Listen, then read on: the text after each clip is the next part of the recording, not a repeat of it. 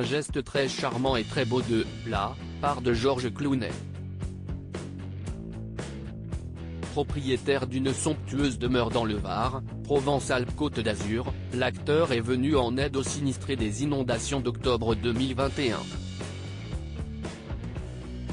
Maire du Val, Jérémy Giuliano a profité de son discours de vœux, ce samedi 14 janvier, pour remercier l'acteur pour son don de 20 000 €, indique Varmar. Une annonce applaudie par la population. Comme le soulignent nos confrères, ce n'est pas la première fois que l'acteur de 61 ans, engagé dans l'humanitaire, vient en aide aux plus démunis. Quelques mois plus tôt, il a été vu auprès des sinistrés du lac de Como en Italie, peut-on lire.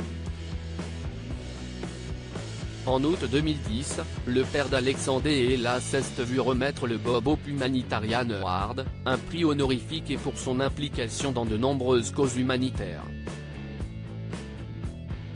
George a compris et su utiliser le pouvoir de la télévision, le média le plus puissant de notre époque, pour atteindre le cœur de gens dans le monde entier, et nous a poussé à agir pour ceux qui ont désespérément besoin d'aide, annonçait John Schaffer, président de l'Académie des sciences et des arts de la télévision.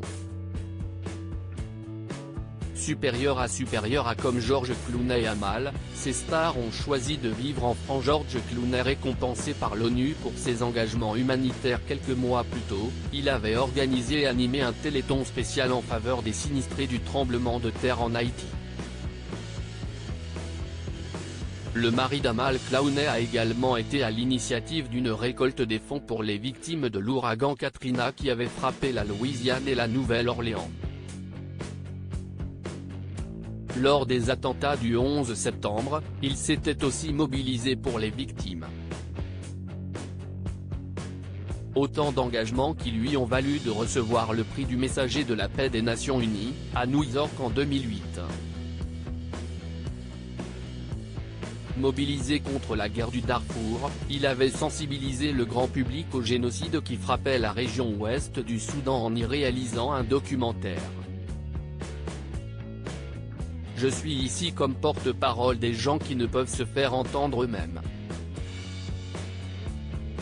Qu'on ne s'y trompe pas, c'est le premier génocide du XXIe siècle, et si on permet qu'il se poursuive, ce ne sera pas le dernier, avait-il déclaré dans un numéro envoyé spécial sur France 2, intitulé Urgence Darfour. Crédit photo, Bakri du SA.